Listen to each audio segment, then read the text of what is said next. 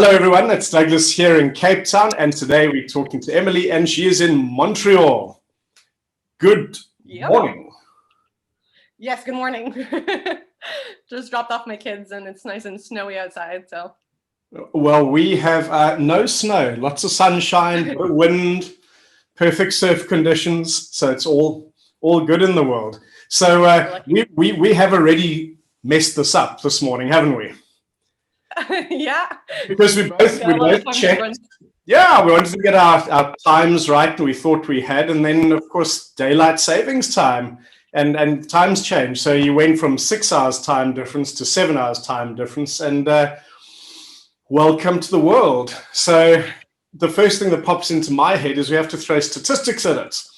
So there's a whole lot of data out there that basically says this daylight saving time is a rather dangerous thing.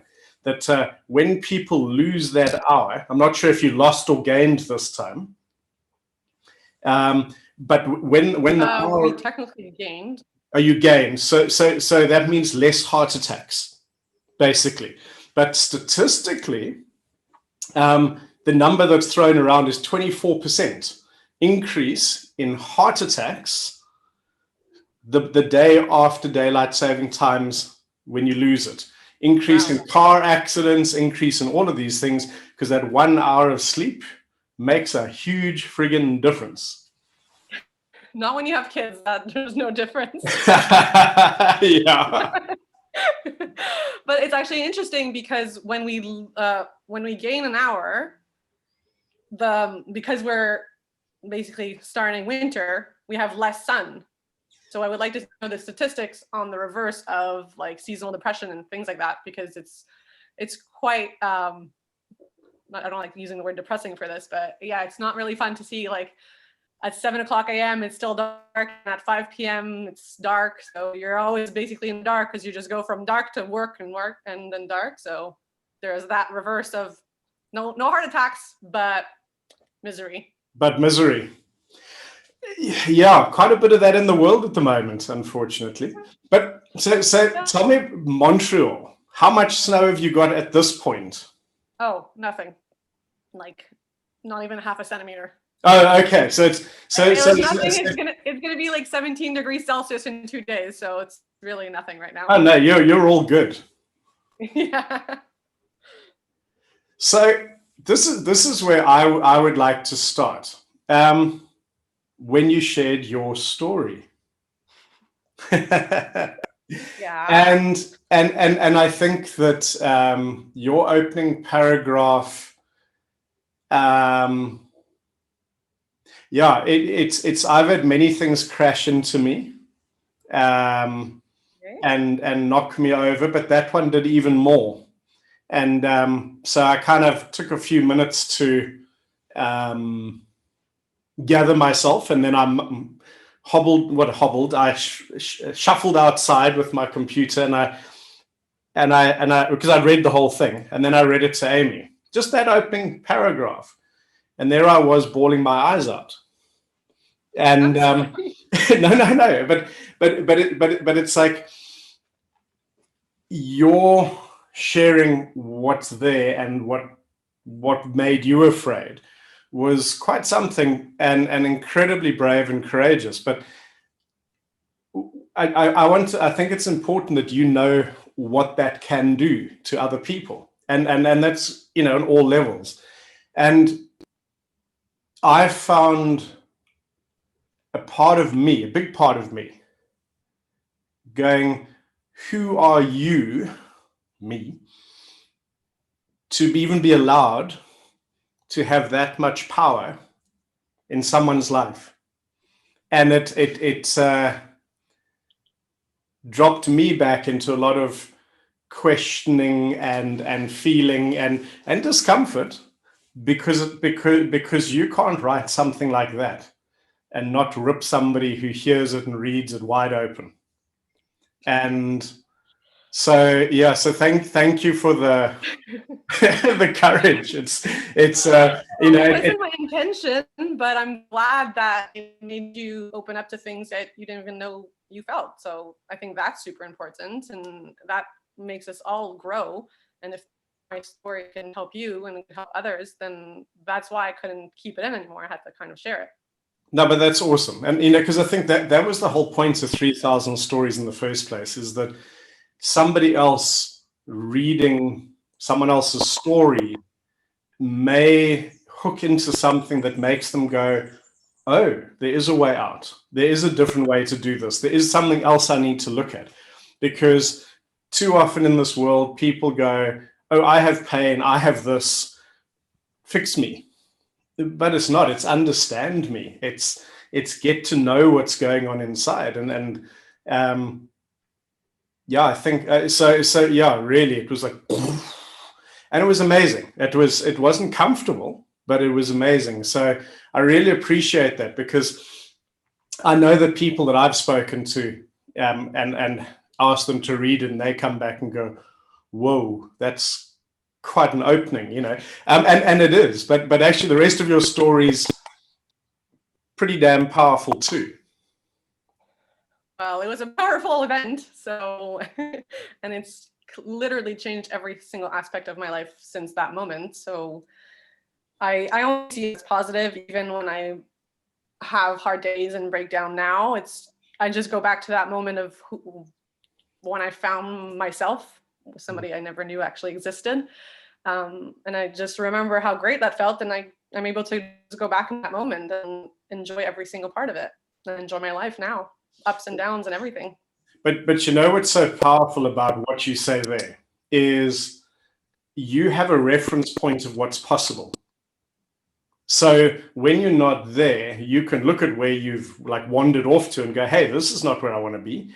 And because you know where you could be, you can take yourself back. And you know what? That's actually part of what the work's all about. Is we don't say to someone, hey, let's work for 3 months and hopefully we can get you across this imaginary line that may exist or may not. We want to say, hey, let's take a look at your body. Let's see where it is now. Let's see where it's going to be in half an hour. And if that's where you are, and it's dramatic and it's different, and you're going, wow, I feel light and strong, and look what I can do now. If in a week's time you come back and you go, oh, I can't do that anymore, the answer is, so what? We know that you can. We know how good you could feel. And so therefore you go, cool, I've just got to bring myself back there. Yeah, and I think what was so powerful and that's able to draw me back so easily is when I took the course, I had no expectation at all for me. It had nothing to do with how I felt and who I was. And I was just, because I was so convinced by everything and everybody around me, that's just who I was. That would never change. So I had accepted that. So when I took this course, it was just to take the course. And the fact that it completely changed my life without me even expecting anything in return is like the biggest gift I could have been given. It's, you know, that Rolling Stone song of like, you don't always get what you want, but you get what you need. And I needed it and I didn't even know. So, and I hope that's how I also like to take it with the people I treat. It's never, I'm going to fix you. It's just like, okay, let's see what happens. And we go from there. And isn't it amazing when you allow that, the things that come up are far more exciting and far wider in spectrum than if you went, okay, let's go and try and do this. And then you've narrowed your focus and you've missed all the really good stuff. Yeah, exactly. And it's something like right away I understood. And it's, I feel quite lucky that I took level 1 and level 2 like 4 days straight. And I didn't, like on the day after I started right away, I didn't need the time to process the information. And I don't know why. I love it. I love the fact that I didn't have to worry too much about like, am I doing this right? Am I doing this wrong? Because I just felt it. I just felt instinctively that's what had to be done. And that helps a lot of building that confidence to keep going. And no matter what the result is, you know that there's something better at the end. And that's why I like. And you know, if you're that clear in your mind, that's already what you bring to your client. You know, it doesn't matter what it is, but we are going to find it. And there is something. Whereas if we go and we stand in that same space, and the energy that we bring is like, yeah, I'm not really sure about this, and it might, or it might. Well, we bring our hesitation, you know, into the room, and so that doesn't create a space that's inspiring or safe or has any possibilities in it. But unfortunately, we see a lot of people that when they leave the courses, they're like all excited, but then the minute they step out there, they're like, whoo, but what if it doesn't work? Yes, but, and I always say, yes, but what if it does? You know, which is more scary? Someone going, oh my God, what just happened? And you go, I have no friggin' idea, but it's cool. Yeah. So I think the piece that, you know, in your story, you wrote about particularly the concussions, lots of concussions that had totally impacted on your world. Okay. And was it 18 months of not even being able to work? Yeah, 18 months off of work. I was out, I would say 3 to 4 months, basically stuck in my room without any light. I couldn't listen to music. I couldn't watch TV. I couldn't go on a computer. It was just complete darkness. Couldn't do anything. Just being in a car to go to doctors was the worst feeling in the world. To this day, I really don't like wipers. I don't like when it rains. Just the movement just drives me crazy. Gosh, that sounds like you're going to have to do a wiper. So it was like 18 months of no work, and then I basically demanded to go back to work because I was like, well, I'm not going to live the rest of my life like this, so I'll just deal with the problems. So then I spent another about almost a year before I took the course with symptoms that I was just like, well, whatever, that's just how it's going to be. So I don't really have a choice. Let's deal with those. And then it disappeared. Yeah, you see, that's because you know, I was there, and you still want to go, bullshit. It can't just disappear.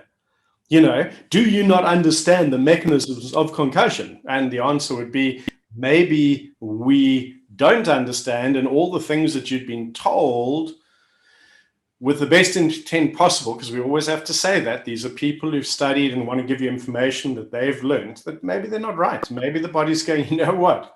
There's a far better way. And if you can just take care of me and give me what I need, hey, I can put this down. Yep. You can even turn the lights on.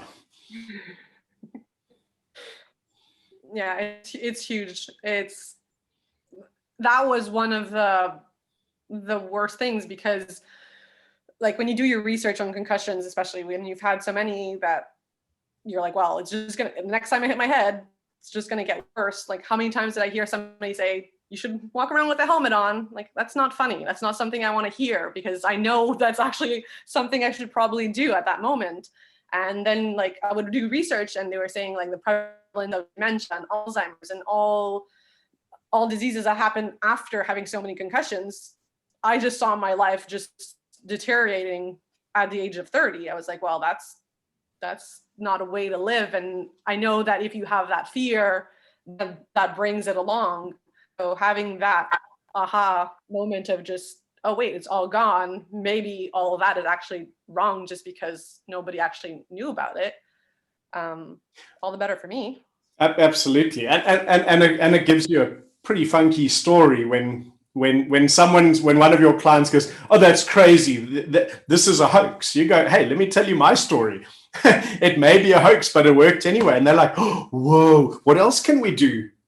Because yeah. So you've got the most incredible tool to kind of disable your skeptics and go, listen, it's just my story. Hey, it might not work for you, but if even 10% works for you, bonus, dude.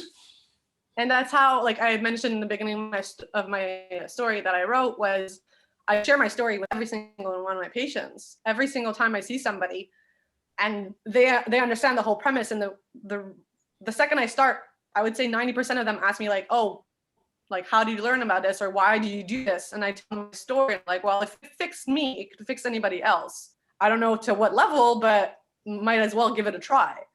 So, and then automatically they're all in, and accept whatever is going to happen, and always good things happen. That's awesome. No, it's you know what, it is this world of being locked down has made me have to like stop and look back at history. And because when I first started looking at all this social media stuff and all of these different components, what was interesting was having Tim say, okay, so what have you got? And actually I was doing a London Real course where I had to look at what I actually had. And then I arrived at my accountability meeting and kind of went, oh, I've got this and I've got that. I don't really know how to get into this, but I know it's mine because someone built it for me. And it was really weird because, you develop patterns and ways of doing things. And one of mine was to go out into the world, share openly with everything that I've got. And then when I turn around and leave, I leave. I vanish. It was always the joke, come find Doug in Africa. Good luck, and it is quite a different process, and kind of imagine that for all the clients you've seen in the last 6 or 7 years, imagine you lined them up, and you didn't have to say anything to any of them. This is just the picture I have in my head. I'm just talking a picture. And you just literally got to walk past each one and just look them in the eyes. And you realize that it's a long, long list of some people whose lives are completely different because you exist, and others who are grateful because you help them with a little bit of pain, but you're still important to them. And I know. and it's a funny thing because one of the I'm saying this as I'm feeling it. So it's one of the things that's so interesting in my world is I've learned to be pretty tough.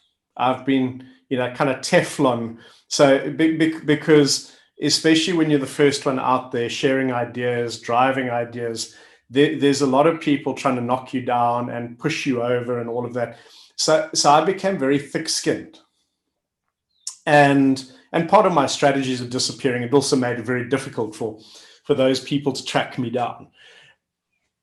But this turnaround, it also stops one truly dropping into the appreciation of what we get to witness and what we get to share together, the privilege, because often that's the theme of trips that I've done is privilege. What a privilege it is to stand in front of a group of people or with one person and watch them do their work, watch them inspire us, because they're having to dig deep into their vulnerability and their courage in order to break through something. And,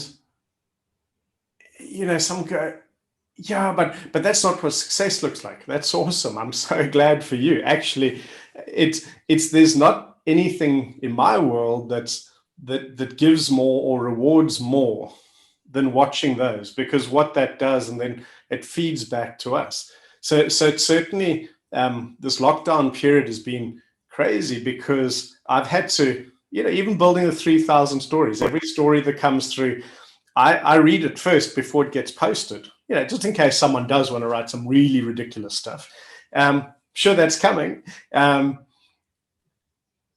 I find that it's crazy. It's crazy how deeply the stories move me, and how deeply it also challenges everything that I've done, the patterns that I've done, and how I've done it. But that's almost the goal of the game for all of us, really. That to ever think we're done, we've got everything we need now, we must just give it away. It's not. We are all in a place where we're always learning, and every time you do a session with a client, they have the possibility of teaching you something that's going to change your world all over again. Yeah, I had shared on our Facebook group recently something that one of my patients had said of how I had no idea how many more people I affected just by treating one person. And I was like, what do you mean? She's like, well, you're not only changing my life, you're changing everybody's life around me. And now multiply that by the amount of people you've seen, like your help is exponential. So now when we apply that to you with everybody you've taught and everybody that learns from it and that treats, the results are crazy. And it could be overwhelming, which completely understandable, as I almost started to cry. But I think that's good, because that's what we want. I'm pretty sure that's how you are, that you don't want to keep the knowledge just for yourself. You want to spread it around. You want, and the goal should be that everybody knows how to do this. And everybody, my goal in life is not to just treat. I want to take this course as many times as I could afford, and enough time that I teach it, because I think the teaching part is beyond everything, because more people you teach, more people will do it, more people will get affected by it. And I think in this world, in this day and age, if more people could be connected with their true self, then everything would be so much better. Yeah, I think that's also been one of the themes of this year. Is I certainly had a period where the theme was the burden of responsibility. It felt like too much, actually. And actually, with what you're saying, but it is also, you know what? If you think, how do I reach 1,000 people? Well, it's simple. You start with one. And when you get better at that, and maybe that one person will take it to 10. So then have 2 people who take it to 20. And quite quickly you reach the potential of, all right, now we're at 1,000. Well, if 1,000, why not more? Just want to check if it's my sound or your sound.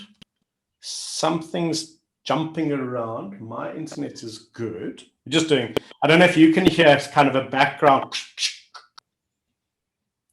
I'm wondering where that's from. No. Is that better? That does seem to be better. Okay, I unplugged my computer. Let's see if that works. Cool. Well, we make it work either way. If there's a bit of jumbly background noise, so be it. But, I think the thing is that, when we look at the world at the moment, everybody knows it's not like a great mystery. It's a little bit cooked. And it's like, what would happen if people could just connect with themselves first before they do anything? And, we have a very simple system that allows them to do that. And yes, there are many other ways, it's like if we just take Wim Hof, forget even the breathing, just jump in a cold shower. That'll bring you back to yourself pretty quickly. Now, I'm just going to see. I'm wondering if it's got anything to do with my microphone, because it's definitely doing a lot of. So I'm going to do. I don't hear anything on my end. All right. So I'm going to disconnect one of my microphones and see if maybe that makes a difference. I can't hear you though. Can you hear me? Barely. Built-in microphone. All right, let me plug that back in. See, this is the wonders of doing these things. Thank goodness for editing. There we go. Now, I've been quite good. Hey, I've plugged in my main one again. Come back to me. Hey. So is this sound all right? Because I've. Yeah, that's better. Okay, cool. Well, we'll see how it goes. But so tell me when, the environments that you're working in and the environments that you are seeing your clients in. At this moment, I'm working out of a physio clinic, and I'm just in my little room by myself, nobody else around except me and my patients. And before I used to work there as well as in a gym. Yeah. But gyms are closed, so that's a no-go for now, and that's okay. people will travel to see me, so I'll take it. So yeah, so there, or I see some people at my house once in a while. Cool. And I suppose it is every place is different. What are they doing in Montreal with locking down or not locking down? So you say gyms are closed. Yeah, they were closed. Like everything had shut down for a few months. Then like physio clinics, massage places, things to take care of yourself reopened. Eventually gym reopened for, I don't know, maybe a few months. They just closed down at the beginning of October again. They closed down the gyms, they closed down the restaurants, but they left the other things open, which is smart, because everybody needs a little bit of help. So yeah, it's like everything in the world. It's just the decisions are mostly made irrationally because it's mostly coming from a state of overwhelm and fear, and instead of just taking a deep breath and then making a decision so everybody could actually understand it. And also everyone seems to be so afraid of being seen to be making mistakes that they just choose everybody else is doing this, that this is what we're going to do. And I think, I think that to me is kind of the challenge in the world is so many people have just learned to put aside what they feel and what they think, what is my opinion, and go, oh, this is what we must do. And all of those things are really, really bad for our mental health, our physical health, our spiritual health, because all of those, just like in the 1, 2, 3, you're the number one in the middle. You're the center of this pie. And if all of your focus is outside what everybody else is doing, what everybody else thinks, what they're telling you must do, Stephen Covey, sorry, Stephen, but your book was the most boring book I've ever not read. I bought the book 3 times and managed to lose it 3 times. I bought the audiobook because I knew it was a good book. And I bought the audiobook and I couldn't listen to him. So it was only when his son came, and the book, by the way, for anyone who doesn't yet know, 7 Habits of Highly Effective People. But his son,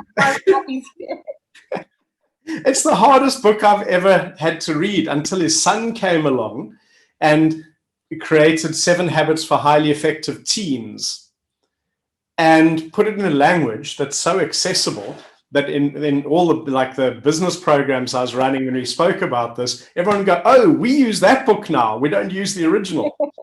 Dad was incredibly clever, but so clever that he was also difficult to reach. But his first habit is about being proactive and not reactive. And that's where he drew this idea of here you are in your world. And the first bubble is the things that you can control.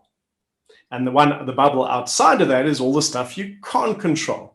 And really what it's about is it's taking stock and taking a look at all the things that you focus on every day that you can't control.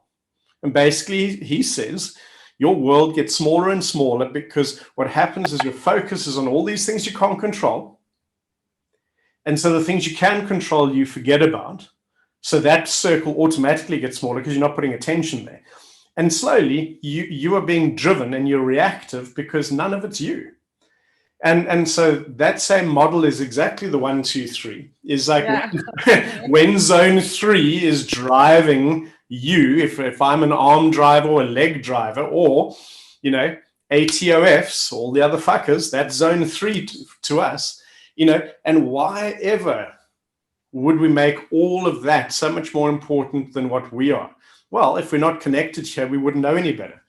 And so the simple idea of helping people connect in with themselves, not saying I don't even have to tell them what, we definitely don't want to tell them what to think, who to like, who to dislike.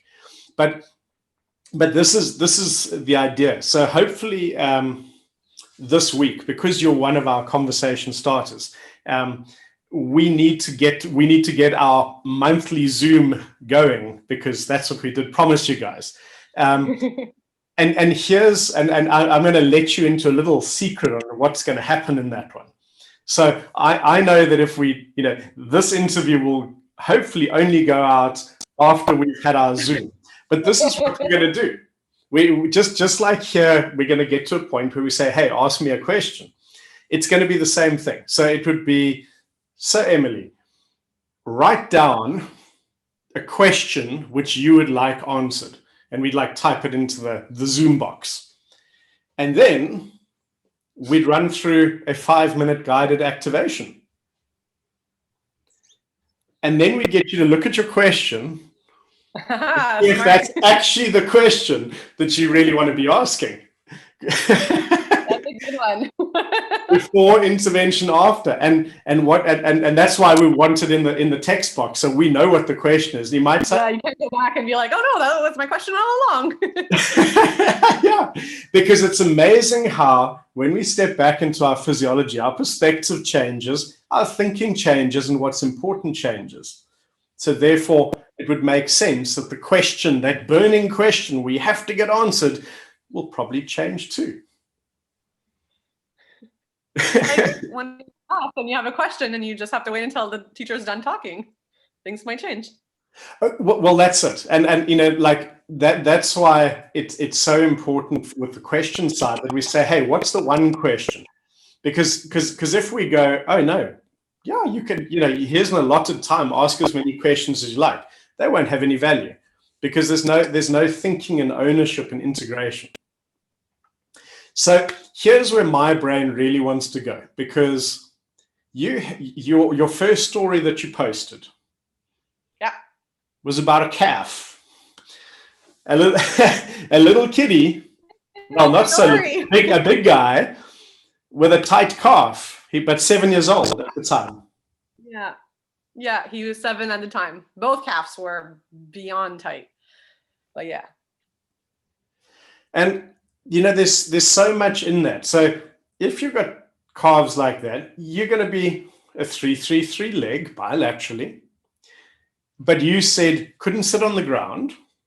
So all of these things that everyone goes, oh, well, that's unfortunate. No, it's huge. It's huge. I can't fit in. I can't belong. I can't be like my friends. I'm always separate. I'm always different. That'll create stress, anxiety, tension.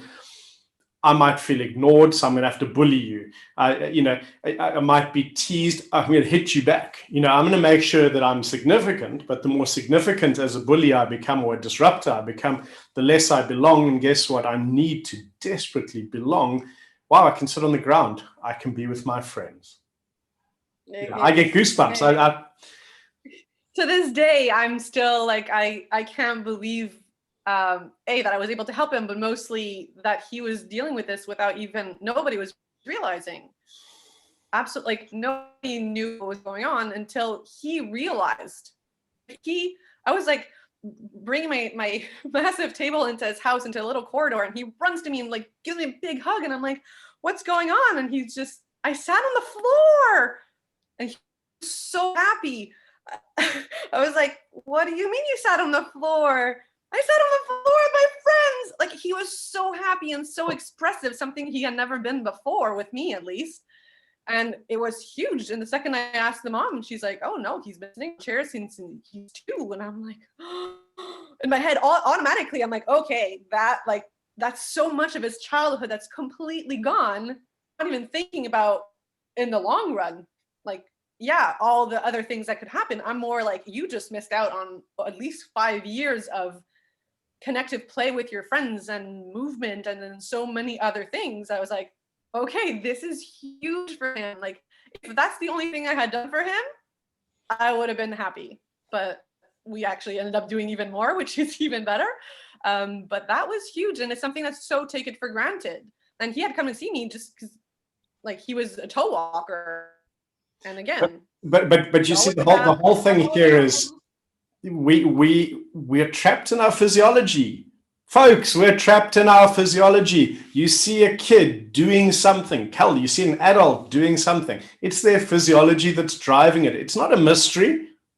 It's not a mystery. It's like, doesn't mean you don't get pissed off by someone's behavior. No, be pissed off, but also bring a little level of understanding that something's driving it. And it's probably not a moment of enlightenment that's driving their behavior. If they were, they would be in zone 1. They'd be doing a 1, 2, 3 and kind of coming from a place of, I don't know, generosity and love and openness.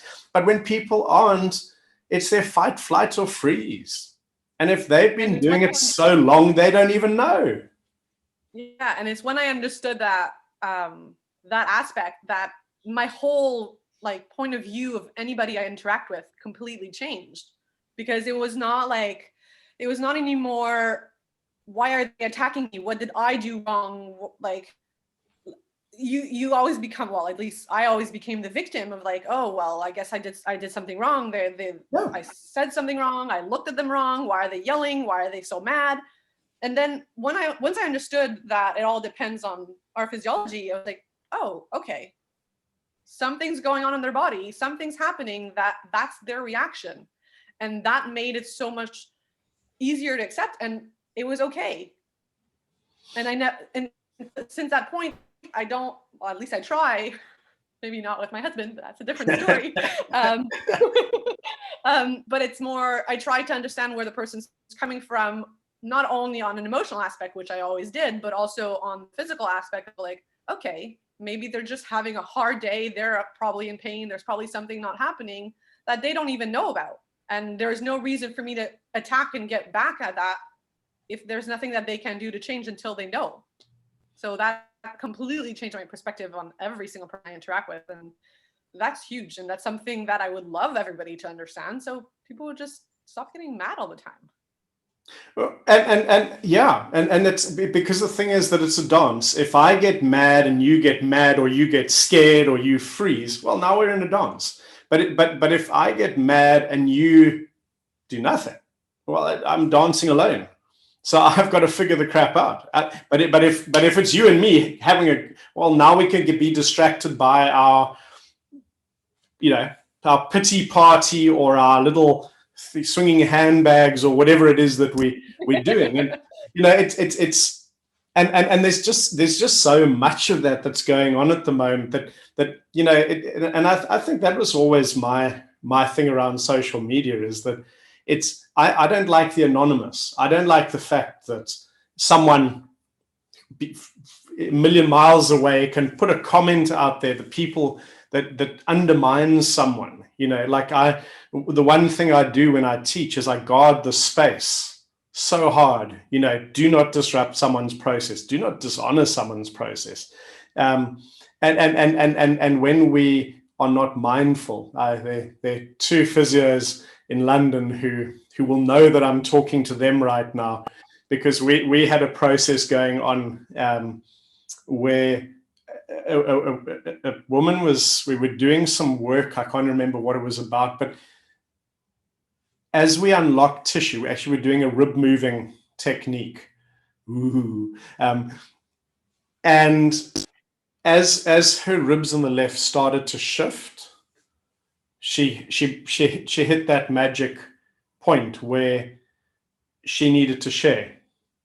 And it turned out that she'd had breast cancer on that side, and she'd gone through all of the treatment and all of the alone. Maybe her mom knew, maybe. And we were the first people, a group of 30 people, being allowed in to her vulnerable world. And when she got up, she was just like this amazing movement and flow and grace. So when I turned it to the group and I said, what do you see? Straight off the bat, 2 physios almost in unison go, well, her left arm's longer than her right. Which basically all they could do is tell her what was not right, instead of this incredibleness that was happening. And it's the first time it's not the first time.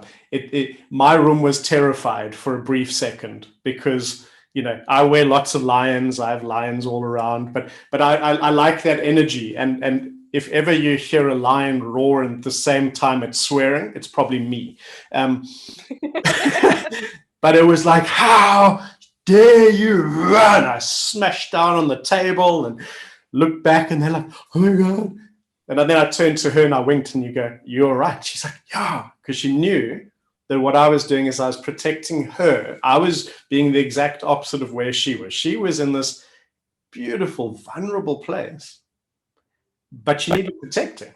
And we're allowed to have that. We're allowed to have that duality. But if I just got caught up in reactive, I would have had to reprimand.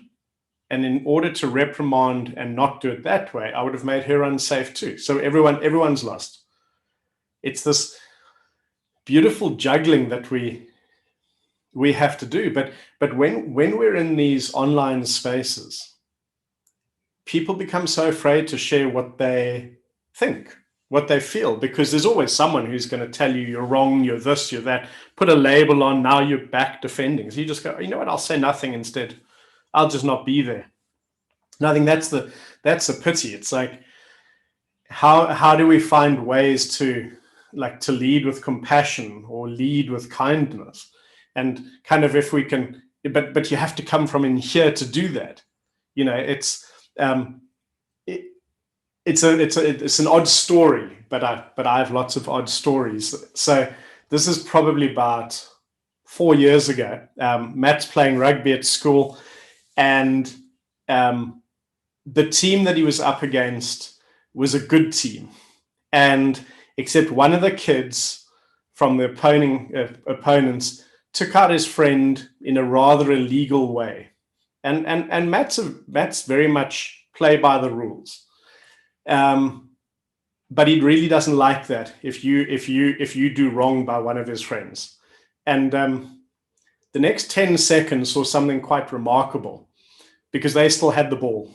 He literally flattened 3 guys. So he tackled, smashed, jumped up, tackled, smashed, jumped up, tackled, smashed, jumped up. The third guy is the guy who was most interesting, because the third guy was the one at the end of the game that came and shook Matt's hand and just said, "You're amazing. You're amazing. I've got 3 older brothers. I have never been tackled so hard in all my life." And Matt went, "What? What? Oh." And we were standing there, and he goes, "Dad, that was really weird." And then he's standing in the line to get a donut, and the guy comes with friends. He goes, "This is the guy. I've never been tackled like that before. That's amazing." And they're like, "Oh, so good to meet you." And Matt's like, "Whoa, these guys are weird." No, these guys are amazing. Because instead of, they're like, this dude's going, "Dude, that was insane. I've never been tackled like that. I want to recognize that." So that's also huge recognition for the kids' parents, the school, the way that, it's like, "Dude, you were insane. You were hard. You crushed me. And I want to recognize that." It's like, if we can bring a little bit of that more into the world. Instead of feeling attacked and wanting to just take it in and accept for what it was.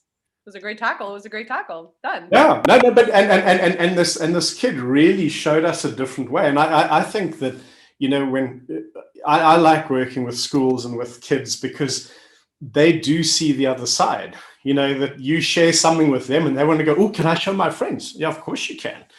Whereas, like, I remember about to go on and do a live TV presentation at this not awards, it was called the Pinnacle Point Shootout. And I'd done a golf program before with this ex-rugby player who actually played for the Springboks and Canada, by the way. And we did some stuff on this golf program that was aired. And he went from a 10 handicap down to scratch, which in 3 months, which apparently is kind of impossible. And just before I went up to do this presentation, I was chatting to him, and one of his friends takes me aside and says, "By the way, I don't know why he looks so happy to see you, because he tells everyone around that your stuff doesn't work." I was like, oh, really? He said, yes, but you have noticed that since your show aired, his handicap has dropped by 10. He's a now scratch golfer. And the other day, we caught him behind the trees, quickly rubbing his thighs and doing his activations, and then nothing. And I'm like, yeah, it's the wonders of being adults, often male. We're so competitive. We find something that's competitive, that gives us an edge, makes us look better. And we tell everyone, no, that doesn't work. And you keep it for yourself.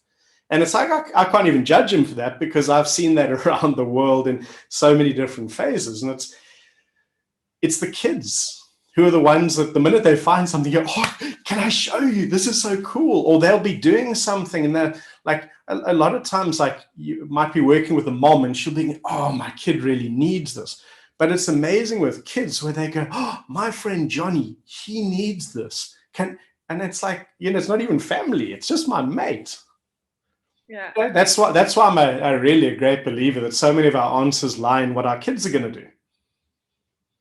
So our job is to help them be better in themselves, and then they can decide. Like I always find that they already see more than we do, because it's all of this tech stuff is normal for them. Where we're growing up and learning it, this is just normal for them. So they're on step 1, where I feel like I'm on step 1,000, and it's like, cool, I'm exhausted, and like Matt will begin, but Dad, why don't you just do this? And it's like, dude, shut the fuck up. Don't give me such an easy answer. I've just spent 3 hours sorting this out. You could just have, okay, get out of my office. I don't want to know. Don't tell me now.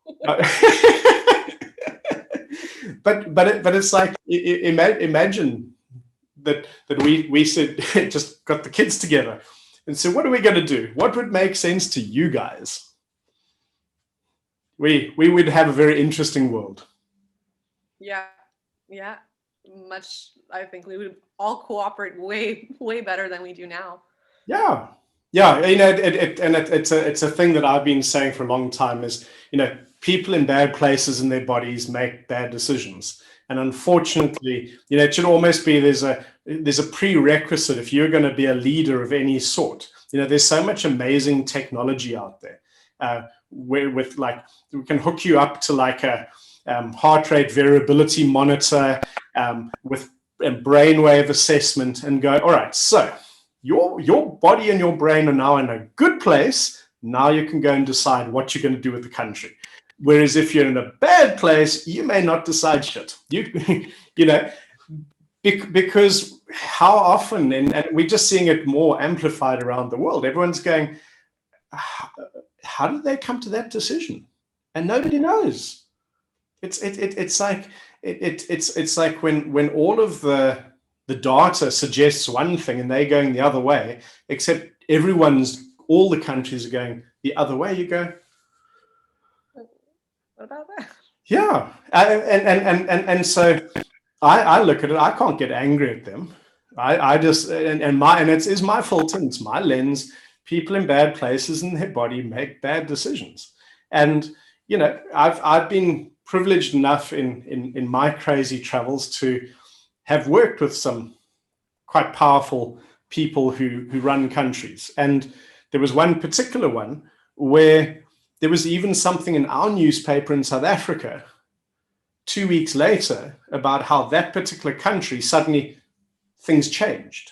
Like there was a dramatic change because there was a power struggle. And the person who wouldn't let go was the person I was working with who let go.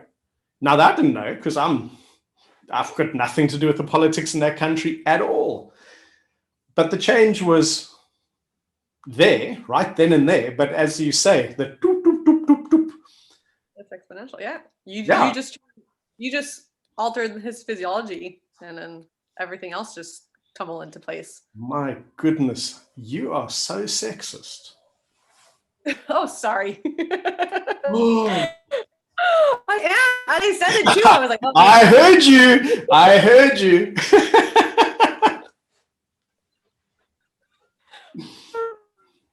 I like to believe that a woman would make better decisions to start with. That's also sexist. Excellent. Yeah, we'll go with that one. Cool. So I want to come up with a clever question, but I don't have a clever question. I think you've done some awesome things on social media, because you're good at communicating ideas, and I like the one with the balloon. Oh, thank you. So if someone had just watched you blowing up a balloon using 2 different breathing methods, and they go, wow, that really is quite significantly different, what would you say the next step is? And let's divide them into 2 groups. One is someone who's a therapist or trainer, and the other would be a client that you may end up seeing. So you've got 2 different people that if I were a client and I saw that, what do you want me doing now? Try it and breathe. That applies for whether it's a therapist or a client. The first thing to do is breathe. That's always the first thing to do. So whether I give you the scientific explanation or the balloon example, as long as you understand it, that's what's important. And that's why I went with the balloon example. And that's I do the balloon. I can't remember if it's from you. If it probably is. I do the balloon and like birdcage example every single person that I deal with, whether it be a therapist or just a client or an athlete or a kid, because if you explain it to a kid, nobody will understand. I don't have to be the smartest person in the room. I just have to be the clearest person in the room. And that's a lot on. Jesus, that's a great line. But that's how I am. Is I in like on social media and things like that, I get so I could easily be intimidated by everybody's intelligence and how they explain things and how this is the way. I can't even get to that, because then I'm just gonna be in a self-pity mode of like, well, I can't explain it that good, so I guess I'm an idiot. And that's not right. We're just putting ourselves down. So I just make it as clear as possible, as easy as it is to understand for everybody. And if you don't understand that, I'll dumb it down even more. That's okay. I want you to understand. I don't want you. I don't want to be the smartest person in the room. I have nothing to learn if I'm the smartest person in the room.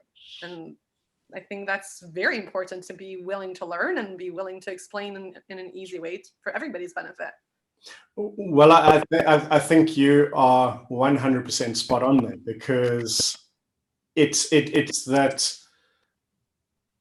anyone, I took it from a friend of mine's page eons ago, but it basically was a piece of tape that he just written on it. Basically said, if you can't explain something simply, you obviously don't understand it well enough.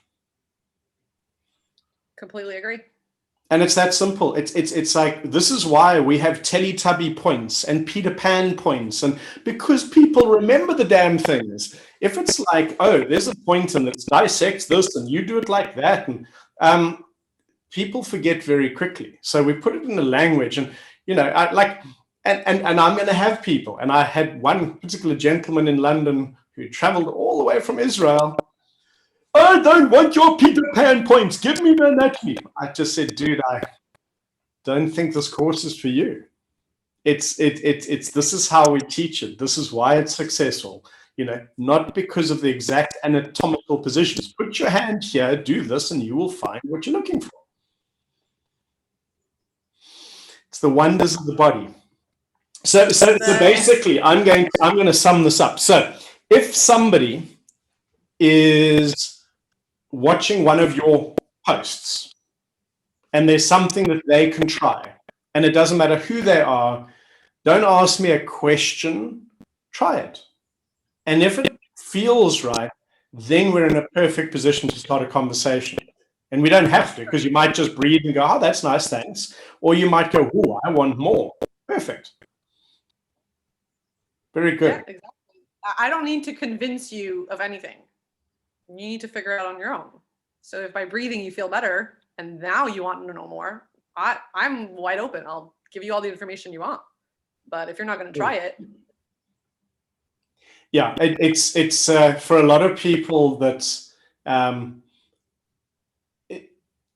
it's quite an interesting sequence. Will you look at so Jose would have organized the program that you came on, and we look at Jose and Tanya, and we look at, like, we're talking about people and their commitment. So besides getting me to Montreal, they've come to the States, they've come to Ireland. I think they've been in London as well. It's that commitment to learn in different environments, and to go, hey, every time there seems to be more, and the answer is always. For me too. If otherwise I'd be so bored, I'd have to stop.